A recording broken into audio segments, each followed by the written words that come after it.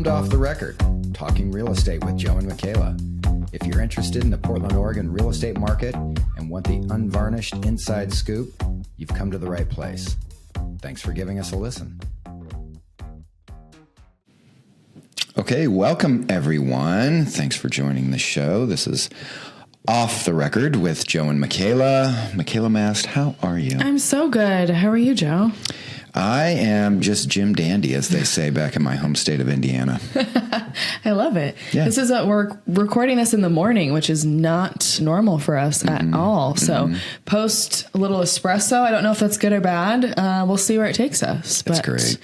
I'm excited about this episode. I know we say that every time. This episode, we're talking about what changes a buyer's mind in a showing and what doesn't matter at all. So I kind of wanted to write this. It works for buyers and sellers. It's relevant for both, but I was thinking about our sellers and how, they obviously vacate the home for a showing.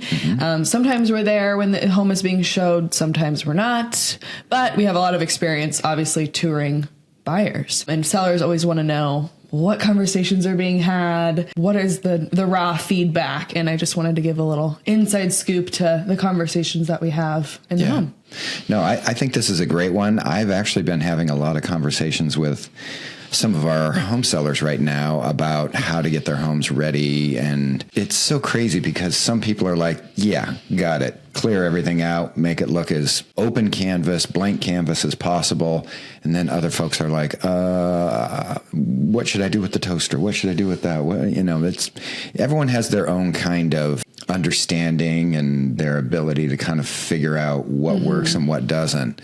And it's super interesting. So I think this will be a good episode for everyone. Yes. And before we jump into the topic, though, we do have to talk about our first segment, which is what are we...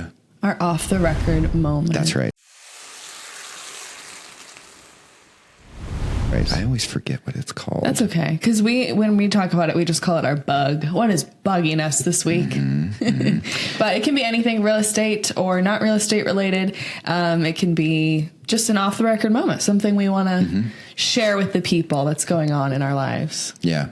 I have both a bug and something that is wonderful. Oh, okay. Yeah. The duel. Okay. I'm going to surprise you because I haven't told you about this yet. Yeah, I haven't told you mine either. So I have a client who has been searching, and, it's probably been a year or so. They found the perfect home that had been on the market for 6 months or so. Okay. Maybe more. That never happens. But they had just lowered the price, and it had kind of slipped through our radar a little bit.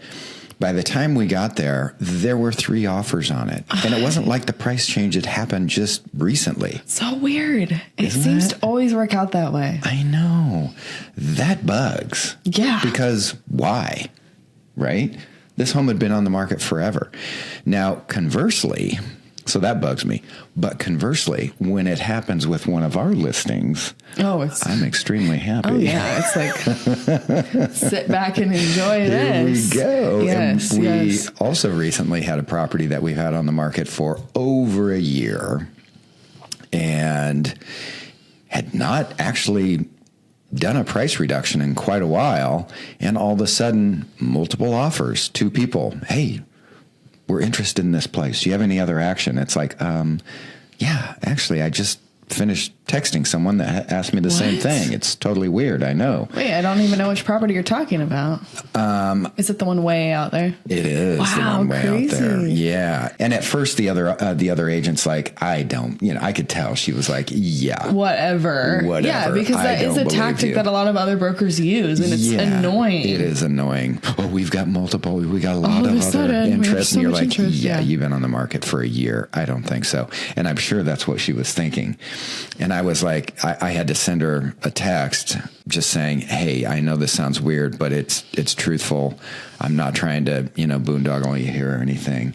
And she was like, okay. And I knew her from the past. She was like, okay, I trust you. And I was like, yeah. So anyways. That's so funny. 2 offers on that property. Wow. Yay. Yeah. But it is a bug when you're on the other side. So that's funny. Completely. That's a perfect one to share. Yeah, exactly. I love it. How about yours? Mine is not real estate related. Mine is pregnancy related because we might as well. It's where I'm at in my life. We're going to get a lot of these people. Yes. We are going to get a lot of these. Buckle up. Mm-hmm. People have been warning me that strangers don't know how to talk to pregnant women. It's true. It is very weird. And I haven't really experienced it yet until I did the other day at Home Depot with my husband. And my husband was so shell shocked. He didn't even know, like he was just looking at me and the woman, like, he's like, is my wife going to kill this lady? What's going to happen?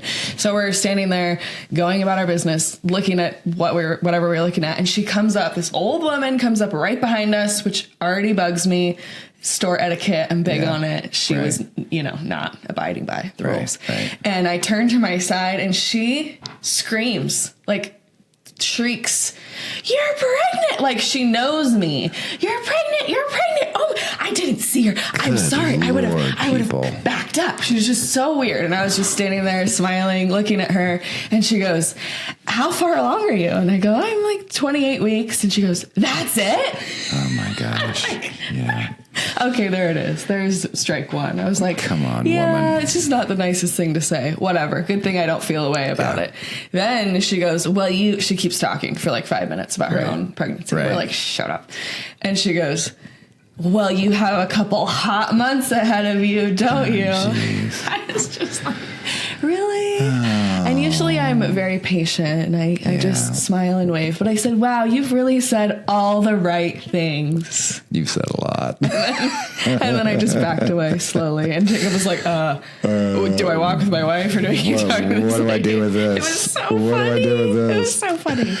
It was just so awkward. It was so, like we were talking about it for 3 hours because it just killed us. So that's my off the record moment. Yeah. So in the danger zone of getting us completely off the rails, I'm going to tell you a story that has to do with that from my dinner last night. Okay. So my wife and I went out to dinner. Is this you? Yeah, this is me. No, okay. I'll just listen. We went out to dinner, and it was a big group. There's probably 14 people or so. And our waitress, she came to the table, super sweet, younger gal. I think she was pregnant. Okay. But she was early. Mm-hmm. And so it's too early. I leaned over to your friend Stephanie, and I was like, "Do you think she's pregnant?" And she goes, "I don't know." And I was like, "I'm going to ask her." Oh, God, Joe. And Stephanie, the look my wife gave me, big, wide-eyed, like, you. And she was like, please don't. And I was like, I just need to know. Why? And I was just messing with her. Okay. I would never. I should know better. I would never, ever do that. That's so funny. Yeah, but it, coincides with your story. Perfect, so when the waitress came by the next time, Stephanie is just like, she has her hand on my arm. She's like, "No, please, no, don't." And we don't need to I gave my order, and then I was like, "I've got a question to ask you." And Stephanie was just like, "Oh, no." And I was like, "What do you recommend? Is your special the way to go?" And instantly she knew I was messing with her. So that's so funny. I can totally see you doing that to your wife too. That's so funny. It was a dinner that was... See, but isn't that just a social understanding that you just, if you don't have anything nice to say, don't say it at all. Especially to a pregnant lady. She might come unhinged on you. That was the fun that I had to have, was that little...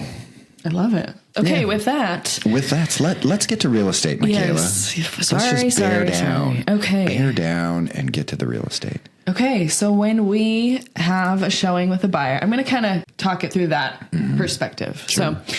Buyers often decide emotionally within, I don't know if I'd say minutes, but pretty quickly within walking to a home, whether they love it or they don't. Yeah. So buyers are very emotional. They can be, not all of them, but most of them are emotional. And so we try to look at the things that they might not be noticing. So. Right. And sellers are sometimes surprised at what buyers react to or comment on. I just had that this morning with one of our listings. They were asking about feedback, and I was getting back to them stuff, and they were like, "Really?" I was like, yeah. And they're like, "Well, not really anything we can do about that. Right. Huh? And it's like, nope. Some things you just can't. Nope. Some change. people just, that's their deal. And you got to kind of say it is what it is. So, yeah.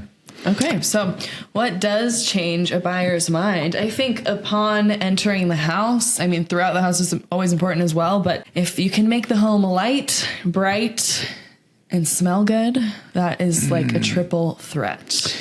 Yeah, everyone thinks about the cookie thing. I'm not a big fan of the bake some cookies thing. I had that go wrong once where I showed up to an open house and my seller had baked cookies, but had forgotten about them. And I didn't know that they were in there. Yeah. It was going to be like a surprise for me. Well, the surprise was that the house smelled like burnt cookies for 2 hours. Yeah. That was bad. And that's all anyone wants to talk about. Yeah. It's the burnt cookies. Why did you burn the cookies? And I was like, Right. I didn't even know we had cookies. Yeah. And they're like, oh, you're a terrible cook. And I'm like, yeah. I know. Buy the house now and we can be done with Can it. we talk about the house? Oh, wow. I just punched my microphone. I do it at an open house every once in a while if it's like a seller that we know personally, because it's such an easy conversation starter with the people that are walking in the door. They're like, they get a kick out of it. They're like, oh, this trick. I'm like, yeah, I have to. Why not? But yeah, the smell goes a really long way. I think oftentimes people are trying to like shadow the smell with like candles and fragrances and wall plugins, and sometimes that can go bad too. Yeah. I think anytime you can open the windows, let the house breathe, and that's always going to be your best bet. As long as it's not like 30 degrees out, I always open windows. Yeah. Because fresh smells better than anything. It does, yes. I'm one of those people that if the house smells badly, and that's my first reaction, it's a hard no. I don't care how amazing it is. Me too. Yeah. It's just, I can't, I'm more of a smell person than I am a visual, right? Like I remember my wife's first perfume when we first started dating. That's crazy. And every once in a while I'll be out in public and smell that and be like, oh, yeah. Oh, that's so cute. But yeah, a lot that of people ruins are it that for way. me. Yeah. So, And some things are out of your control, but a deep cleaning before is always a big one. Fresh paint, mildewy smells, sometimes that's out of your control, but notice those things. If you have a mildewy smell, you might have a leak. Of course, in older homes, sometimes they just have a smell to them, but be aware of those things if you can. Have somebody over that you trust that's close to you to, give you some feedback, because you can go nose blind to your own house. Right. Like I'm always worried my house smells like dog, so I'm always opening windows. Your house never smells like dog to me. Oh, thank you. I feel like I spend Maybe it's coming from my life I'm cleaning. coming from a house that smells like dog, so I might not be the best nose one. blind. Yeah. Sometimes there's homes or the rooms in the home that are just naturally dark. You can do great things with lighting. Yeah. Right? Some really creative lighting really helps that. And not the harsh, bright light, but the lamps. natural and lamps, and maybe just some fake plants. They make really good fake plants. They really do. Oh, yeah. I have some. And then paint goes a long way if you, are willing to spend a little time, a little money to update the paint. That is always a great fresh look in the house. Of course, the lighter colors are going to go a really long way with that. I think one of the other things that we want to talk about is maintenance items. Even if they're small things like a chip here, or, you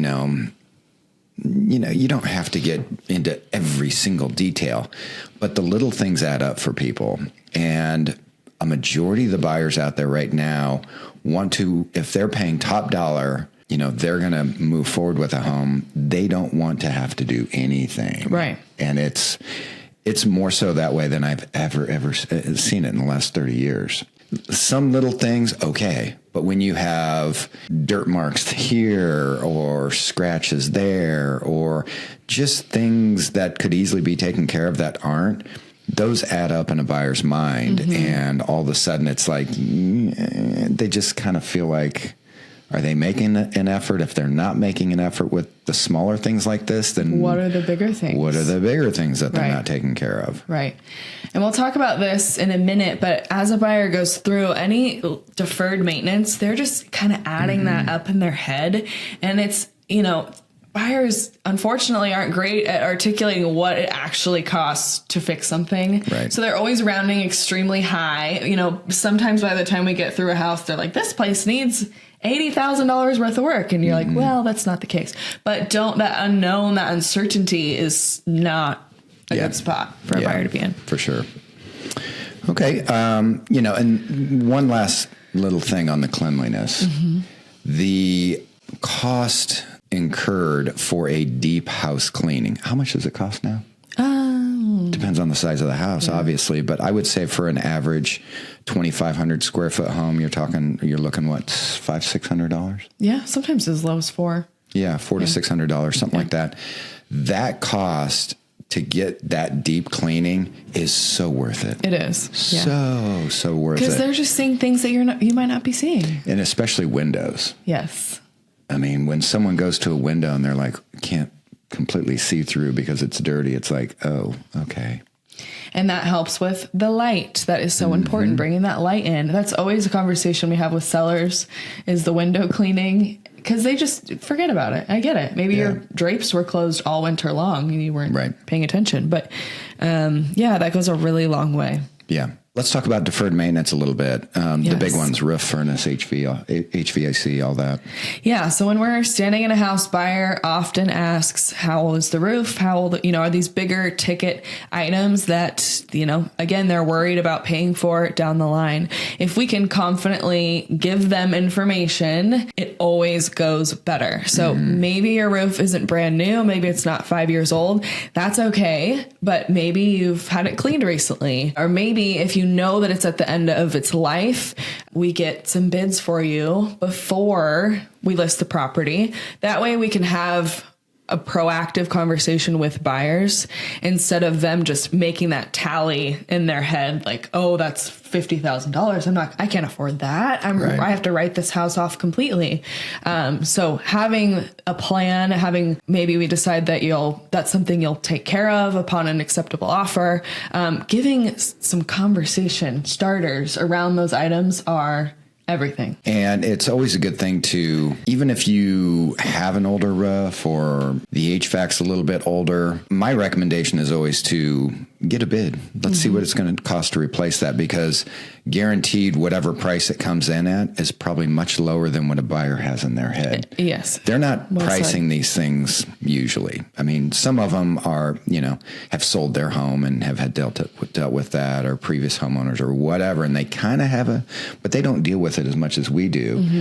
And usually people err on the side of, oh, that's going to cost me, $2,000. And then we can show them a bid to have something replaced for $995 or something like that. So get bids for the things that are going to be called out, and that will help avoid some of those things, or just get it taken care of beforehand. If you can. But if you don't have the funds to do that, we can handle that within the sale and have the proceeds from your home sale pay for that repair. Yeah. Even like getting your HVAC serviced.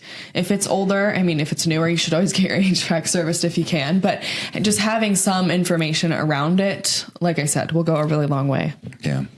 Let's talk about why preparation matters more than perfection. Nicely done. Makayla put this outline together, and once again, she nailed it. Oh, you're so nice. Yes, so like we were just saying, not everyone has the budget to replace everything before listing. You don't have the budget to update every single bathroom or kitchen or all of the things you dream of doing. That's okay. That's why we try to make sure our sellers have a lot of time before listing, so we can come in and make recommendations on what is worth your time and money versus what's not. Right. And a lot of times reducing uncertainty is the direction you want to go versus fixing everything.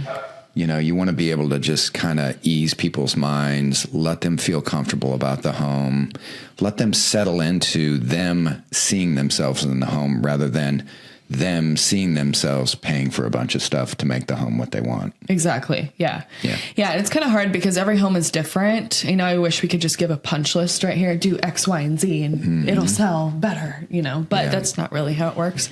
So it just depends. on each home.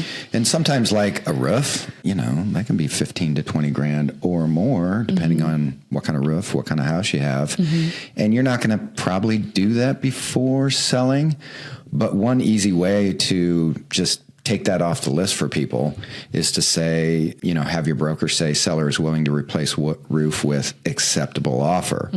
So we're not saying we're going to replace the roof for any buyer, but if we get an offer that we find acceptable, then we will replace the roof, which, kind of hedges your bets on that a little bit so that you're not tied into it. Or something to the effect of bid already obtained, which I love on that. And then we usually keep a package or a folder in our Dropbox for the file of the home we're representing that has all of those bids. And when a broker's interested, hey, I've got questions about this. Hey, here's all the bids we have for the different things that you may be interested in knowing about. Bang, here you go. The other thing is work can be completed through proceeds at closing. So when you sell the home, a lot of people think, okay, well, how is that going to work? A lot of contractors are willing to get paid at closing, meaning we'll just give the invoice to escrow. And at closing, they'll take that off of your proceeds and they'll just be paid from the equity that you have in your home. Yes, exactly. Like we said, being proactive there is going to help buyers stay emotionally connected to the things we want them to, getting excited about the home, like Joe said, seeing themselves in it instead of spiraling into fear and just crossing it off the list. I think especially in this market that we're in, we've talked about this in recent weeks, but episodes. Buyers have a lot to see right now. They're like, I just did a tour with a family over the last 4 or 5 days, and we've seen almost 15 homes. And it's eventually they forget, maybe that a home was okay, but there was something weird about it that kind of threw them off and they wrote it off the list completely. Of course, we help them keep track of that with notes so we can circle back. But just you don't want to be one of the homes that gets crossed off the list just because of something silly. No. There's one home that checks all the boxes. The seller had moved states already and they didn't pay the power bill. And so when we toured the property, it was like 6:00. So it was still light, but the power was out. And it was such a turnoff to them. They had, they were so turned off, but I'm trying to get them back to it because it is a good house. It does check their boxes, but you kind of need some light to see what you're buying. Need some light. I mean, sure. I don't blame them. Things happen. Layout and functionality. I think this goes to getting a good pre-listing consultation with your broker and we've talked about this a million times on the pod, but taking the time to meet with your representative to go through your home and see what they have to say about how it lays out and what things look like and that type of thing. Because there's certain things you can do with your furniture that might make it look more open. Right. And, we live in our houses and don't see things that other people might see, right? As far as, hey, what if we move this here so that this space is much more open? Or, hey, would this dresser be okay to be moved into the garage because it would really open up your primary bedroom? Right. That type of thing. So that's kind of one of those things that I like to look at it as, hey, get that taken care of up front so you can maximize your floor plan.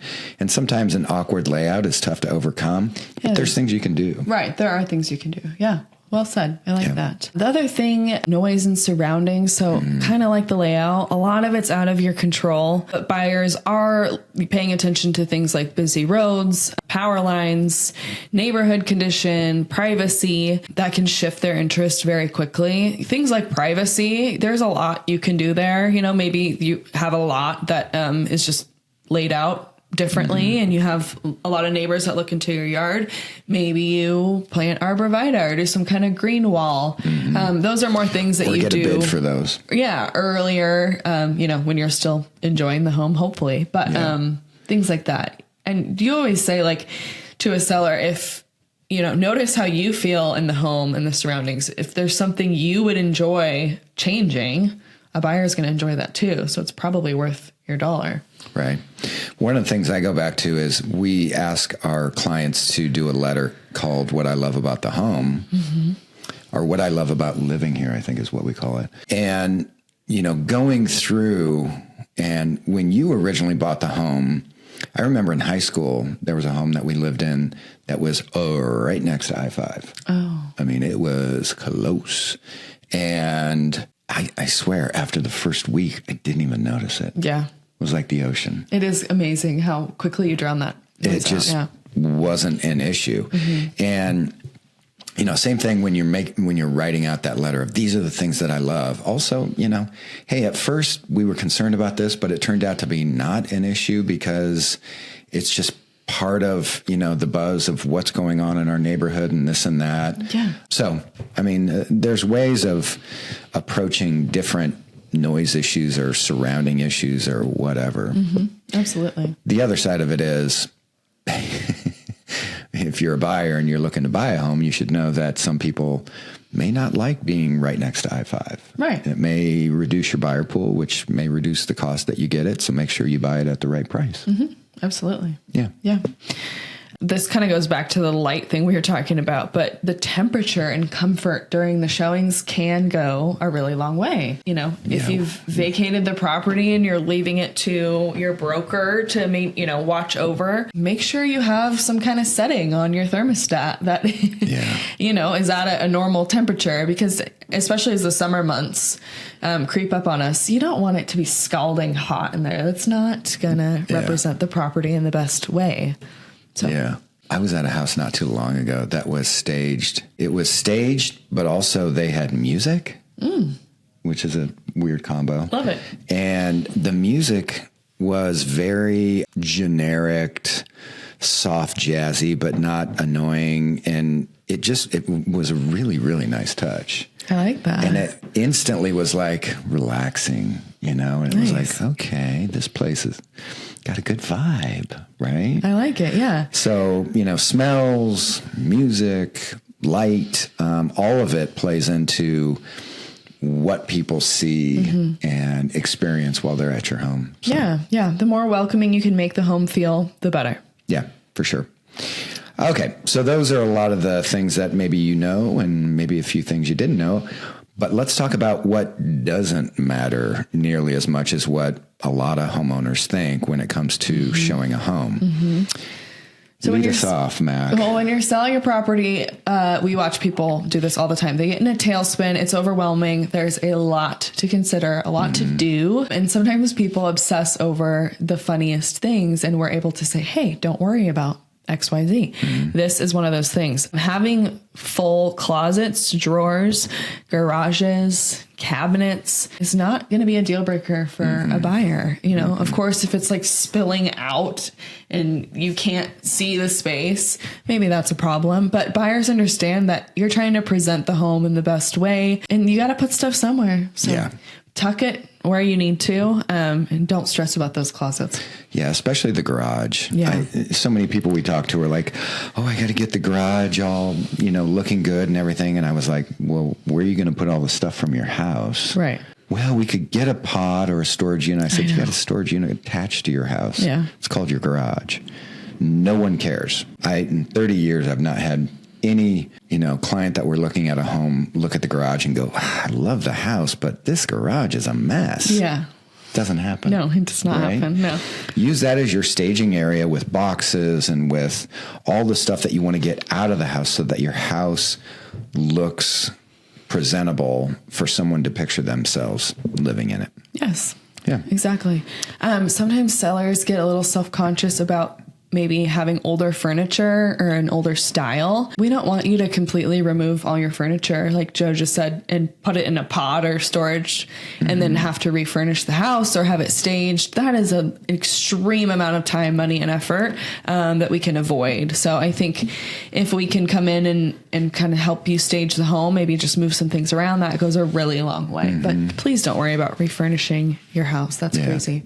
Same thing with small imperfections. I mean, earlier I talked about, hey, a nick here, a nick there. When the entire house is covered in nicks, right, that's a problem. Yeah. But if it's a little nick here or there, or older hardware, or maybe even outdated light fixtures or whatever, as long as they're clean and in good working order, you're probably going to be okay, don't you think? Yes, absolutely. Yeah. Having kids, pets, or or signs of real life. Some people try to like make it look like nobody's living there. Yeah. You know what I mean? Yeah. Yeah. So we always tell people like, like dog bowls, cat bowls, litter boxes, maybe bigger dog beds. Let's try to tuck those away. That can be, sometimes a turnoff for people. But don't worry about making it feel sterile. I think that's what I was getting at. You don't have to tuck every single kid's toy away. And You're people still feel living like there. they need to have all of their family photos taken away. Right. Well, if you've got 50 of them on one wall, let's maybe slim that down a little bit. Mm-hmm. But having, personal photos here and there, you want to live in your house. Right. I mean, that's part of it. That's not a big deal. So buyers, they are primarily reacting to their emotions when they're walking through the home, perceived maintenance, and then their confidence in the home. So all things to think about. It's pretty straightforward. Yeah. And, from a home seller standpoint, don't spiral on the little stuff. I mean, you do what you can do, and that's that. Try to give yourself as much time as you can before you need to put it on the market, obviously. Right. But at some point, there's only so much you can do. But good planning up front will certainly help that. Like you mentioned earlier, the goal isn't perfection. It's helping people feel good about entering your home and envisioning it as their home. Yes. That's your goal. Yes. Extremely well said. Yeah. Love it. Okay. Well, Real if good. you are interested in having, a pre-listing appointment, we would love to come tour your home and do them give all you the time. Any suggestions. And then if you still don't decide to list, that's okay. Yeah. But we're here to help. We're a resource for you. Yeah. Okay, well, that is the show for today. But before we go, we have to talk about something that we are loving. What are you loving? I'm loving one of my Mother's Day presents. I got to celebrate my first Mother's Day. Nice. My husband, made me a flower bed. So we have vegetable, garden beds in the back. He made me another bed only for flowers. So I got to plant that. It was really sweet. What are you going with? I have all sorts of bulbs and seeds in there. I'm so excited. Your husband's Just such the best. a sweetie. He is. He is the best. That's what I'm loving. If you can take some time to get outside, I find it so rewarding. We are in the springtime, and it is beautiful in Portland. Mm-hmm. So, I'm all for it. I like to view the flowers from the golf course. And hope that my golf ball does not land in someone's flower bed. I love that for you. Yeah. Thanks. What I'm loving is a good book. Okay. I'm doing a book club with, I know that's the first time I've ever said that in my life. I'm doing a book club with my oldest son. I love that. Who's reading an old Western novel called Lonesome Dove, which didn't know this when he started reading it, but I did a little research on it. Considered the preeminent novel on Western culture and living and everything of the early American West. Very cool. Didn't think I'd love it, but it is a page turner. Oh, good. And there's a 4-part series that they did that was done way back in 1989, I think. And at the end of our book, we're going to watch that. So, it's like a true book club. I know. And I haven't, I've got about 4 or 5 books I'm always kind of working on. Yeah, me too. But I haven't had a real page turner in a while. And this one totally surprised me. So that's what I'm loving, is a book that you can sit down and be like, boy, I can't wait, to see what's next. See what's next. And then also kind of planning around it. Like, okay, I'm going to do dinner. And then after dinner, no TV. I'm going to go outside in the sun and read my book for a while. It is the best. It really is. I love it. Oh, that makes me happy for you. We'll include that book title in the show notes if anyone wants to.